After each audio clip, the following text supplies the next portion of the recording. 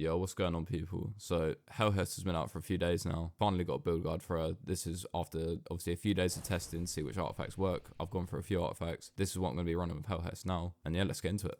So as it stands, I'm running double mythic. I would be using Royal Contravene, however, I do not have it yet. Anyone that does have Royal Contravene, I would be choosing that over Trinity Ghoul. I've seen other people doing damage tests with those. Royal Contravene is definitely the play here, but obviously if you're limited on what you can use, I run this linear with Trinkleder and Serum Mark. However, Fire in Line might be the play here. If you've got Fire in Line Serum Mark, this weapon deals plus 30% precision damage when near 2 or more allies. If you have 2 drones up, this is going to proc, because your drones count as allies, so just bear that in mind. I need to do some more testing with the guns. As it stands, I've just been using Trinkleder and Serum Mark, and then obviously I've been using Annihilation Blackbody on this because that's the best one I've got at the moment. Literally, I'm at T0 right now. As you can see, I pulled her once and I'm not willing to sink any more of the leaves into getting her again. And I feel like a lot of people are going to be in the same boat when they're not getting higher tiers of her. So this build is purely for T0. My relic abilities, I've got the supers at 16 and the signature abilities at 16. I've got relic trait 1 and 2. I haven't got the third yet. And I've got weapon mastery up to 4. And let's just go over the artifacts real quick. This is only at perk level 4. I'm not like sinking all my materials into her because in all honesty, I don't really like the bow. But the build potential that she has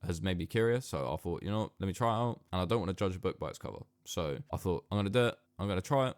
I'll see how I get on. I'll try and make a build video with you guys, and I'm confident that this, as of the current time, is a good build for her. Whether it's the best or not, I can't guarantee that. But from what I've tested, this has been the best out of the artifacts I've chosen. Alright, so we'll start off with artifact 1, being Ring of Abundance. Grants plus 38.4% potency to healing and overshields received. Obviously, she has the healing drone. This is going to bump it up nicely. And there's no weird conditions where it's like a niche activation. That's just always going to be there. And we'll move on to artifact 2, which is Ring of Conversion. 64% of overflow healing from the wielder's own abilities is converted into an overshield that lasts 6 seconds. So you'll be getting constant healing for that 90 seconds it's up. And if you're at full health, it's going to build up an overshield. So even when enemies are hitting you, that's just going to keep on building up. And because of how long that ability is up, it's just going to stay up. You're going to be able to tank a lot of damage with Artifact 2. That is why I recommend that there. Artifact 3 is where the most testing had to go down because people are using Calming Token. People are using all sorts of different ones on here. I'm actually going to recommend United Axion. This is the only one of the new artifacts which I'll actually be using. However, there is currently an issue with it, and as you see it states here, deal plus 112% weapon damage while affected by ally bonus damage effects. At first,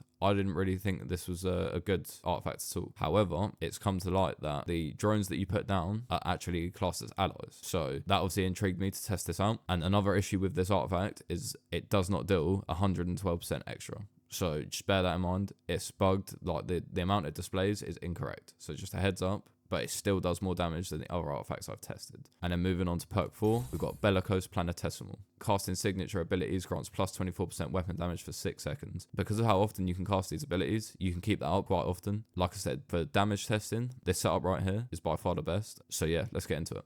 Alright, so we're going to spawn in an infinite health server just to test some damage on. I'll basically be rinsing the whole heavy on it, and this is how the rotation is going to go. So I'm going to use my damage drone twice, pop my super, pop the salvo, empty out as much ammo as I can, and keep an eye on the abilities because you want to keep spamming them to keep the damage up. This is the damage rotation that I've been doing to test, and this is obviously the most powerful one.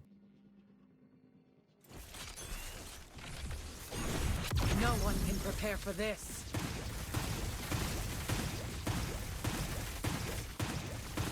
So it's 1,000,000 damage in like 7 seconds. Obviously, because the rate of fire, that massively helps. But then you want to just keep the ability spamming up. Just to keep that bonus damage. Gonna pop that, reload.